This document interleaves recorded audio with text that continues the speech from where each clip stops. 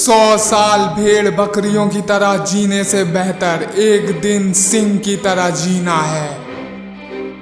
ये कहानी है बेनिटो मुसोलिनी की। ये वही मुसोलिनी था जिसकी एक स्पीच से पूरे यूरोप में भूकंप आ जाता था।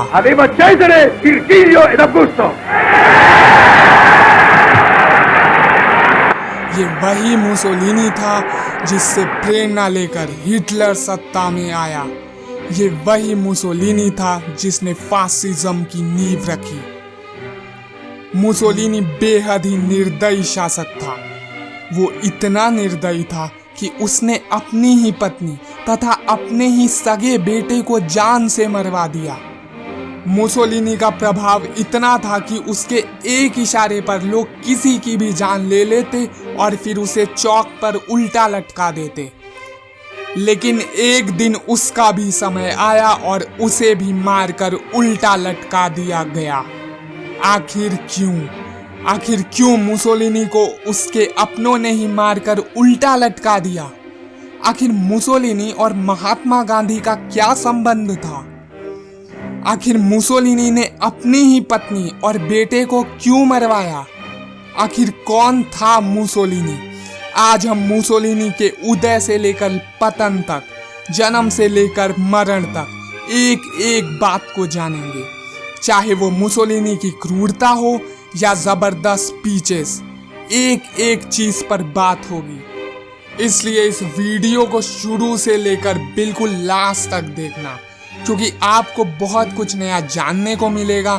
तो चलिए 20 मिनट के लिए अपने सीट बेल्ट बांध लेते हैं। आप देख रहे हैं हिस्ट्री का चाचा यूट्यूब चैनल। चलिए कुछ नया जान लेते हैं।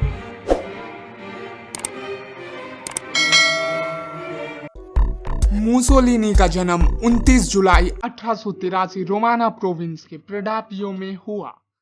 मुसोलिनी के पिता का नाम एलेजेंड्रो मुसोलिनी था, जो एक लोहार थे, तथा उसकी माता का नाम रोजा था, जो कि एक स्कूल टीचर थी।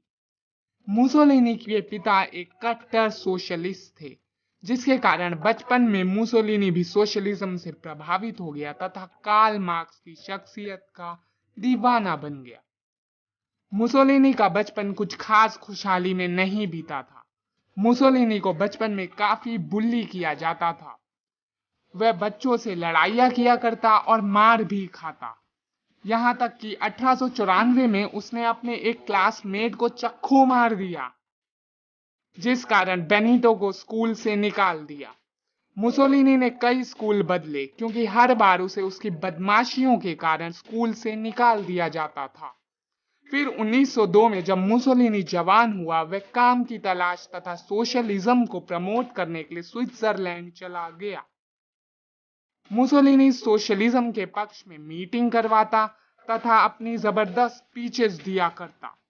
मुसोलिनी की इन्हीं क्रांतिकारी एक्टिविटीज की वजह से उसे कई बार जेल जाना पड़ा। मुसोलिनी सोशलिज्म से इतना प्रभावित था कि जब वह इटली से स्विट्जरलैंड गया, तब उसकी जेब में एक फूटी कौड़ी तक नहीं थी, सिवाय कार्ल मार्क्स के एक पासपोर्ट साइज फोटो के। कई बार जेल जाने के बाद मुसोलिनी अवंती नाम के एक सोशलिस्ट अखबार में अपने विचार प्रकाशित करने लगा। वो एक जबरदस्त एडिटर था। उसकी एडिटिंग स्किल का अंदाजा आप इसी बात से लगा सकते हैं कि जब मुसोलिनी अवंती में एडिटर बना, तो अवंती की सेल 5 गुना तक बढ़ गई। इसी कारण वो और भी फेमस होने लगा और उसका प्रभाव लोगों पर पड़ने लगा।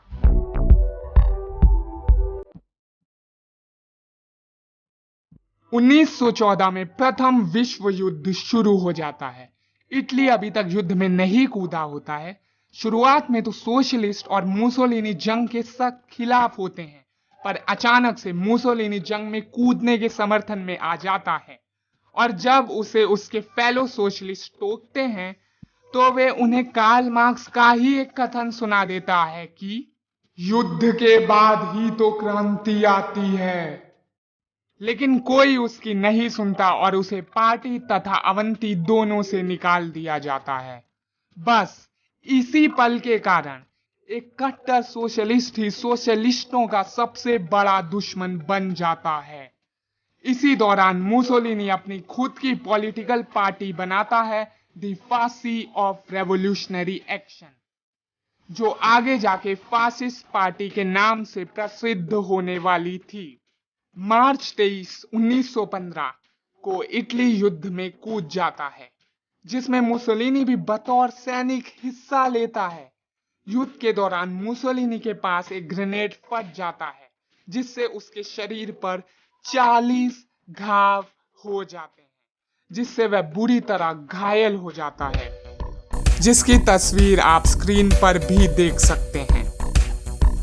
नवंबर 1918 में पहला विश्व युद्ध खत्म हो जाता है, जिसमें इटली विजेताओं की साइड होता है।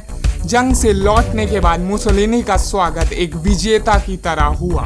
वह पहले से ही इतना फेमस था, लेकिन युद्ध के बाद उसे हर घर के लोग जानने लगे। लेकिन इटली को विश्व युद्ध से कुछ खास नहीं मिला। हाँ, कुछ मिला तो भुखमरी, बेरोजगारी और बेकारी। मुसोलिनी ने इसी चीज का फायदा उठाया और जनता को हुकूमत के खिलाफ क्रांति के लिए उकसाना शुरू कर दिया। उसके दमदार व्यक्तित्व की वजह से लाखों लोग उससे प्रभावित हो गए। इसी दौरान मुसोलिनी ने एक पैरामिलिट्री फोर्स बनाई, जिसे ब्लैक शर्ट्स के नाम से जाना जाता था।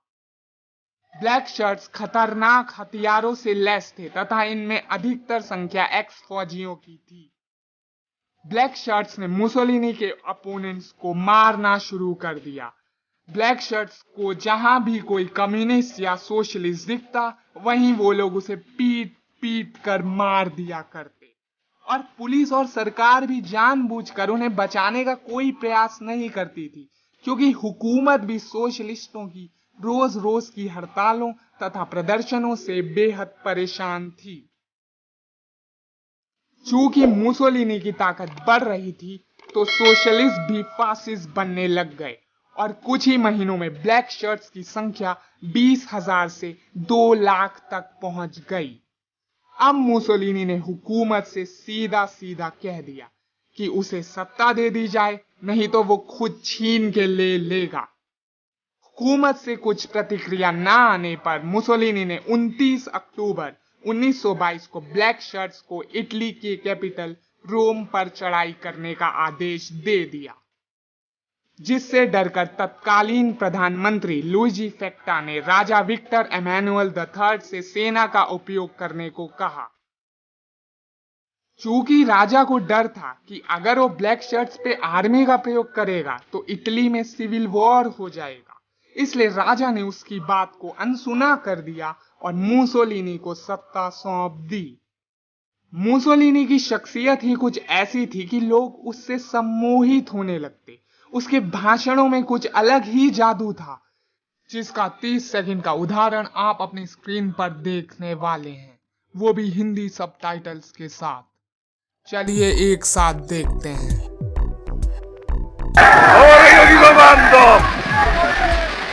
Vi domando, desiderate degli onori, delle ricompense, la vita comoda.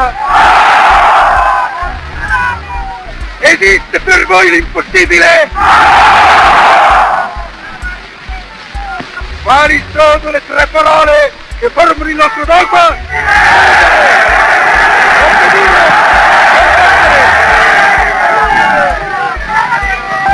In queste 3 parole tu e sarà il segreto di ogni vittoria.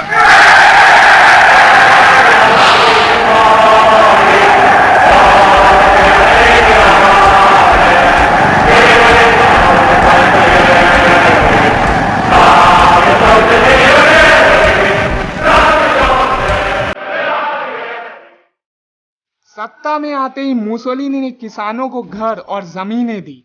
उसने सड़कें बनवाई, पुल बनवाए तथा इंडस्ट्रीज को भी काफी फायदा हुआ।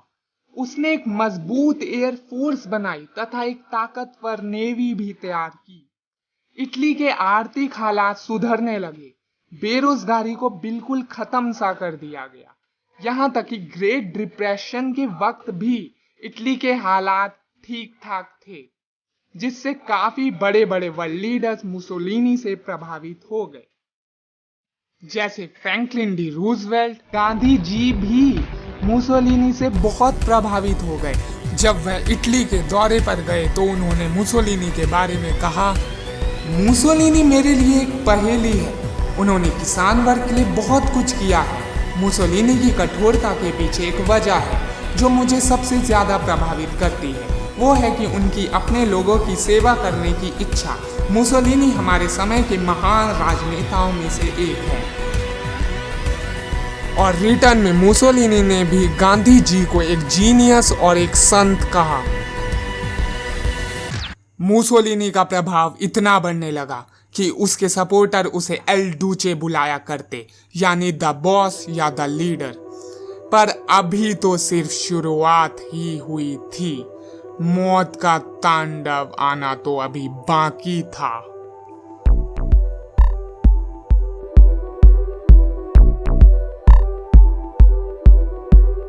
जैकोमो मैटियोटी, जो कि एक बहुत बड़ा सोशलिस्ट नेता था और मुसोलिनी के खिलाफ लगातार आवाज उठाता रहता था। फिर क्या था, एक दिन मैटियोटी सड़क पर घूम रहा था, तभी अचानक से ब्लैक शर्ट्स ने उस पर हमला कर दिया और उसकी पीट पीट कर हत्या कर दी गई। इस हत्या की वजह से मुसोलिनी का काफी विरोध हुआ, पर मुसोलिनी ने इससे अपना पल्ला झाड़ लिया। जियोवानी अमेंडोला, जो कि एक पत्रकार था, उसने मुसोलिनी को मैटियोटी की हत्या का जिम्मेदार बताया और अखबारों में उसकी आलोचना शुरू कर दी। फिर क्या था, हुआ वही जो हर तानाशाह करता है, उसकी भी हत्या कर दी गई। ये तो कुछ भी नहीं था, आगे आगे देखो होता है क्या। अब पूरा इटली मुसोलिनी की ही भाषा बोल रहा था। मुसोलिनी अपने आप को प्राचीन रोमन साम्राज्य का शासक जूलियस सीजर समझता था तथा उसी की नकल करता, जिसकी फुटेज आप स्क्रीन पर देख रहे हैं। अब मुसोलिनी में जुनून आ गया कि वो 2000 साल पहले रहे रोमन एम्पायर को वापस बनाएगा, इसलिए उसने लीबिया पर हमला कर दिया। मुसोलिनी की एयरफोर्स ने सिविलियंस पर भी बम बरसाए तथा सबको कंसंट्रेशन कैंप्स में डाल के मारना शुरू कर दिया। मुसोलिनी ने 1 लाख लीबियंस को उन्हीं के घर से निकाल दिया, जिससे वहां इटालियंस रह सके। उन 1 लाख में से 40,000 की चलते चलते ही मौत हो गई, जिसमें बच्चे, बूढ़े और औरतें शामिल थी। इटालियन फोर्सेस ने कई वार क्राइम्स किए, जैसे बच्चों और औरतों तक को मार देना। यहाँ तक कि इटालियंस लोगों को मारने के लिए उन्हें प्लेन्स में बैठाया करते और फिर प्लेन की ऊंचाई से ही उन्हें मरने के लिए नीचे फेंक दिया करते थे। इस लेवल के अत्याचार किए उन्होंने। मुसोलिनी के इस आक्रमण में लगभग आधी लीबियाई जनसंख्या मर गई।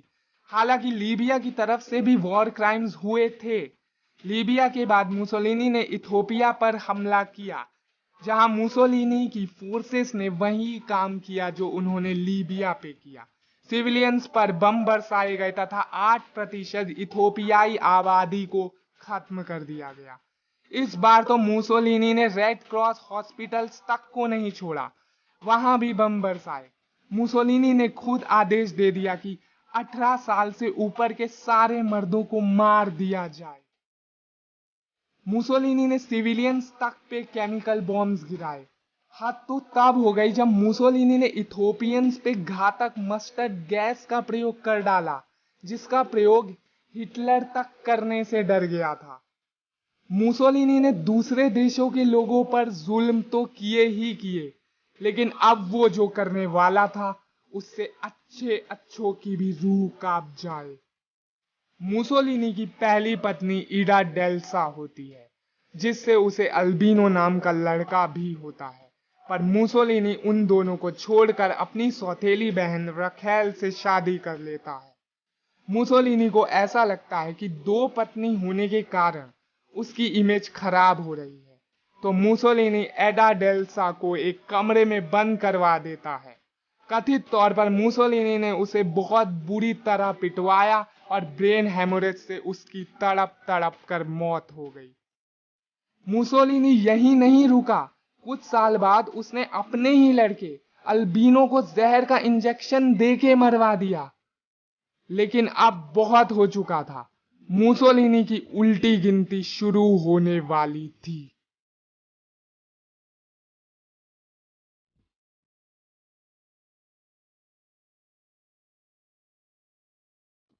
आगे बढ़ने से पहले अगर आपको ये वीडियो पसंद आ रही है तो वीडियो को लाइक कर दें और चैनल को सब्सक्राइब करके बेल आइकन भी दबा दें, जिससे आपको हमारी लेटेस्ट हिस्ट्री वीडियो सबसे पहले मिला करेंगी। उम्मीद है आपने कर दिया होगा। चलिए वापस चलते हैं। हिटलर मुसोलिनी से बहुत ज्यादा ही प्रभावित होता है, यहां तक कि मुसोलिनी वो व्यक्ति था जिससे प्रेरणा लेकर हिटलर पावर में आया। मुसोलिनी और हिटलर कई बार मिले, लेकिन मुसोलिनी हिटलर को कुछ खास नहीं समझता था। यहां तक कि एक बार मुसोलिनी ने हिटलर को बेवकूफ जोकर तक कह डाला। खैर, हिटलर पोलैंड पर जब कब्जा कर लेता है तो मुसोलिनी भी हिटलर से जलन के मारे ब्रिटेन और फ्रांस पे जंग का ऐलान कर देता है। La dichiarazione di guerra è già stata consegnata agli ambasciatori di Gran Bretagna e di Francia. सितंबर 1940 में मुसोलिनी उत्तर अफ्रीकी मुल्कों पर भी हमला कर देता है जो ब्रिटेन के कब्जे में होते हैं। फिर अक्टूबर में मुसोलिनी यूनान पर भी चढ़ाई कर देता है, लेकिन इटली से कमजोर देश होने के बावजूद भी यूनान इटली को पीछे खदेड़ देता है। मुसोलिनी की बहुत बुरी तरह हार हो जाती है, लेकिन फिर हिटलर अपनी सेना भेजकर यूनान पर कब्जा कर लेता है। फिर हिटलर सोवियत यूनियन पर हमला करने का प्लान बनाता है। मुसोलिनी चाहता था कि हिटलर उसे भी इस ऑपरेशन का हिस्सा बनाए, पर हिटलर अकेले ही सोवियत यूनियन पर हमला कर देता है। जलन के मारे मुसोलिनी भी अपने जनरल्स के लाख मना करने पर भी अपनी 2.5 लाख की फौज रशिया के ईस्टर्न फ्रंट पे भेज देता है, जिसमें 30,000 इटालियन फौजी युद्ध के दौरान मारे जाते हैं तथा 50,000 रूसी कैद में दम तोड़ देते हैं। इतना ही नहीं, उत्तरी अफ्रीका में भी मुसोलिनी की बहुत बुरी हार होती है और ब्रिटेन और फ्रांस लीबिया पर कब्जा कर लेते हैं। अब चूंकि मुसोलिनी ने एलाइज पर ऐलान जंग कर ही दी थी, तो 9 जुलाई 1930 को एलाइज इटली के एक आइलैंड सिसिली पर हमला कर देते हैं, जिसमें फिर से मुसोलिनी की बहुत बुरी हार होती है। अब आवाजें उठने लगती है कि मुसोलिनी को सत्ता से हटाया जाए और युद्ध खत्म किया जाए, और फिर राजा मुसोलिनी को सत्ता से हटा के पिएट्रो बडोल्ग्लियो को, पता नहीं मैं प्रोनाउंस नहीं कर पा रहा, Pietro Badoglio को सत्ता सौंप देता है, जो एलाइज से दोस्ती का हाथ बढ़ाता है, और मुसोलिनी को एक सुनसान पहाड़ी इलाके में नजरबंद कर दिया जाता है। लेकिन हिटलर को पता नहीं मुसोलिनी से इतना क्या प्यार था कि वो मुसोलिनी को बचाने के लिए अपने कमांडोज भेजकर उसे रेस्क्यू करवाता है और इटली के कुछ हिस्सों पर कब्जा करके मुसोलिनी को उत्तरी इटली का कठपुतली शासक बना देता है। विडंबना देखिए, कल तक हिटलर को बेवकूफ जोकर कहने वाला मुसोलिनी आज उसी का चमचा बन गया। ये वही मुसोलिनी था जो कभी रोमन एम्पायर फिर से बनाने के सपने देखता था। ये वही मुसोलिनी था जो खुद को जूलियस सीजर समझता था, लेकिन अब उसकी हैसियत हिटलर की कठपुतली जितनी रह गई थी। लेकिन हिटलर भी मुसोलिनी को कब तक बचाता? आखिर कर्मों का फल तो सभी को मिलता है।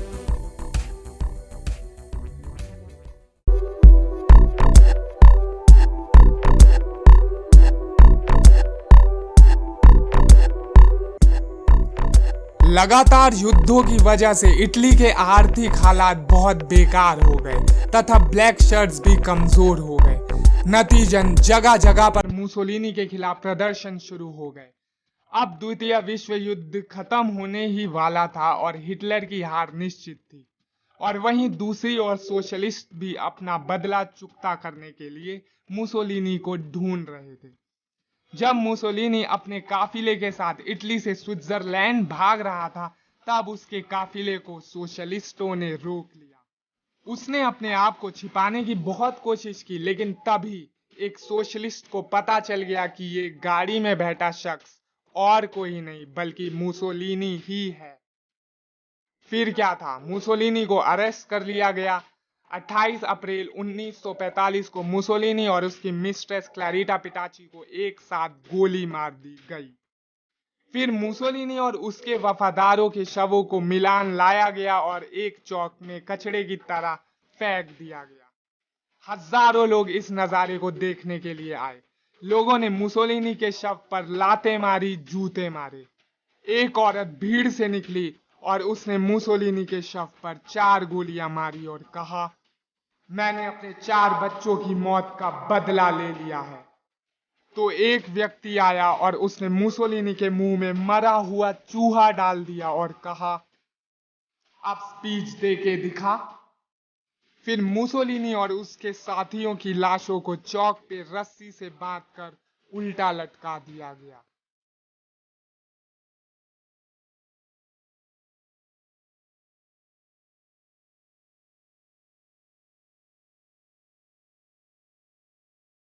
कुछ देर बाद मुसोलिनी की शव की रस्सी टूटी और उसका शव धड़ाम से जमीन पर गिर गया।